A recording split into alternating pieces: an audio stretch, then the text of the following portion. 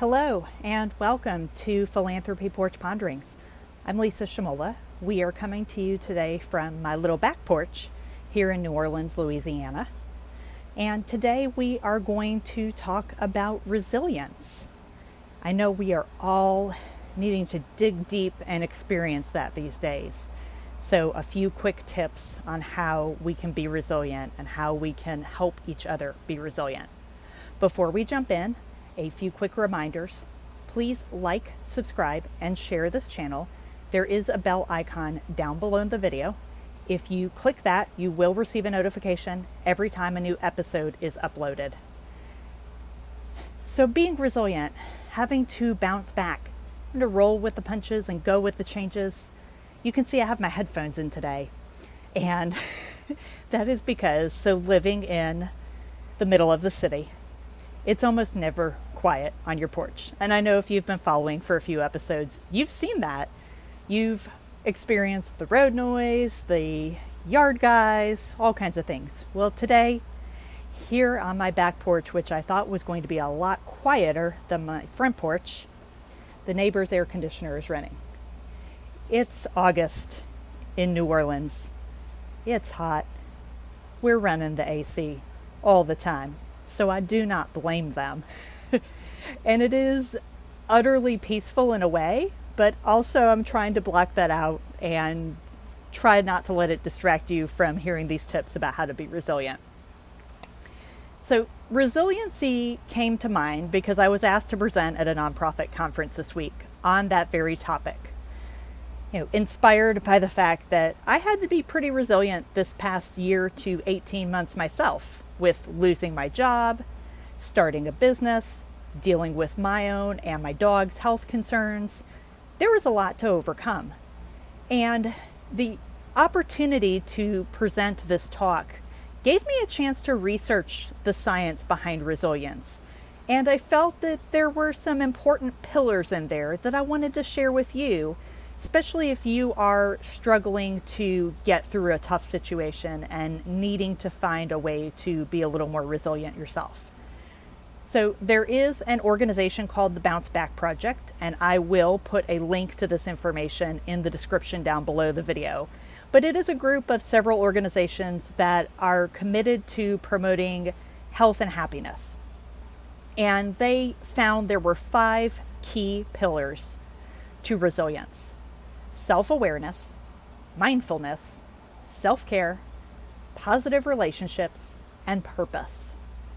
What I found interesting was those first 3 focus inward, and the last 2 focus outward towards our community. And to me, what that represented was the fact that we cannot be resilient completely on our own. We need help. It's okay not to be okay, and it is okay to ask for help. I've spoken a bit on mental health and mental wellness and how important it is to treat that as part of our, quite frankly, our self-care. Self-care means taking care of yourself. Self-care is not always just being indulgent. And as much as I enjoy the Treat Yourself episode of Parks and Rec, it's not just about indulging yourself to excess and being capitalistic, so to say. It is about doing the right things to take care of yourself. So while you take time to make sure you are eating well, drinking enough water, getting enough sleep, and scheduling downtime, whether that's time away from screens or time away, if you have a big family in your household, maybe a little time to yourself, but implementing that self-care, you need the support of others. And that's where those positive relationships come in. Looking around you and making sure that you surround yourself with the people who are willing to be supportive of you through this challenging time. And quite frankly, reducing or eliminating those relationships where you can that people are not supportive or positive or are outright negative. It's also important, as you are searching for the strength to be resilient, to do some self-reflection, that self-awareness, the mindfulness, journaling, taking time to think about what's important to you, because that will help you find your purpose. What is it that you want to do in the world? How do you want to make a difference? How does that influence your path?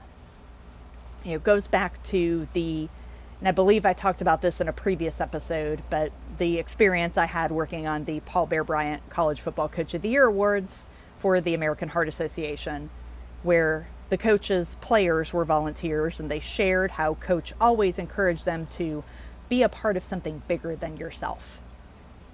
And when you can think about that purpose and why you do what you do and what direction you want to move in, it'll help you gain strength and become more resilient.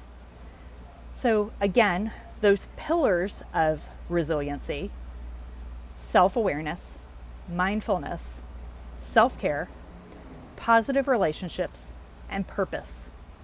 Which ones do you feel that you have on lock? And which ones do you feel like you need to take a little more time to focus on in the coming weeks and months? I'd love to hear. Drop a comment down below, or you can connect with Philanthropy on Facebook, Twitter, or Instagram.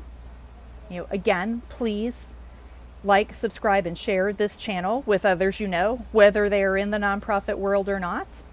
And I hope that you stay fabulous.